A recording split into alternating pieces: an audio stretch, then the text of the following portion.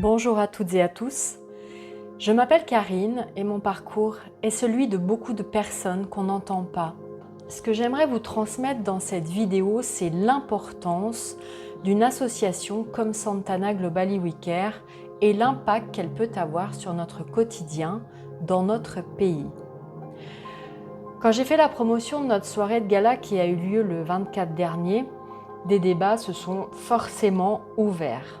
Là, j'ai pu entendre des propos, alors tout à fait légitimes lorsqu'on ne comprend pas les enjeux de la violence domestique, tels que si une femme est battue ou maltraitée, elle n'a qu'à quitter son mari ou elle n'a qu'à partir. Mais si c'était aussi simple, nous ne serions certainement pas là, sur cette chaîne, sur cette vidéo. Mais ce que j'ai en tout cas compris à travers ces propos, c'est que lorsqu'on n'est pas confronté à un problème, on a rarement le sentiment qu'il a un impact sur notre vie. Et pourtant, voici quelques réalités qui nous concernent toutes et tous. 30 à 40% des enfants témoins de victimes de violences domestiques reproduiront ces comportements à l'âge adulte. Ces enfants deviennent un jour les camarades de classe, les collègues ou les petits amis et petites amies de nos propres enfants ou petits-enfants. Et puis, il y a l'invisible, les générations qui apprennent à aimer dans la peur, celles qui confondent le contrôle avec l'attention, la jalousie avec la passion, le silence avec la paix.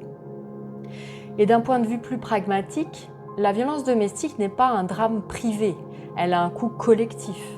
En Suisse, on estime que les violences domestiques coûtent chaque année plusieurs milliards de francs à la société, entre soins médicaux, absence au travail, interventions policières et judiciaires. En bref, la violence domestique ne s'arrête pas à la porte d'un appartement. Elle déborde, elle infiltre les écoles, les entreprises et les hôpitaux.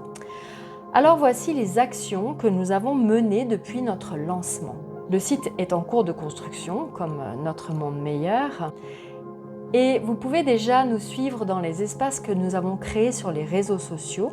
Vous trouverez les liens en bio ou en description de cette vidéo. Nous avons mis en place une ligne d'urgence disponible 7 jours sur 7. Il y a toujours une oreille attentive au bout du fil, même quand c'est dimanche, qu'il pleut et que le café a refroidi. À l'aide de thérapeutes bénévoles, nous avons soutenu déjà des personnes en détresse. Et ce n'est qu'un début. Parmi nos projets pour les prochains mois, nous prévoyons des ateliers de parole pour permettre aux victimes de se retrouver, de partager et de briser le silence et de voir qu'elles ne sont pas seules. Une campagne télévisée et radiophonique de sensibilisation, des formations en ligne gratuites, des webinaires, des collaborations avec des institutions, bref, tout ce qu'il faut pour changer les choses en profondeur. Et puis à plus long terme, nous souhaitons créer un foyer que l'on souhaite bien sûr chaleureux et accueillant. Mais évidemment, tout ça ne se fait pas tout seul. On a besoin d'énergie, de compétences, de relais et soyons honnêtes, de moyens. Alors, merci du fond du cœur à tous ceux qui ont déjà fait un don et à ceux qui s'apprêtent à le faire. Merci à toutes les personnes qui nous soutiennent dans cette mission de cœur, la ville de Montreux, notre ambassadeur Charlie, les membres du comité et bien sûr Angeles Santana pour avoir créé cette magnifique association.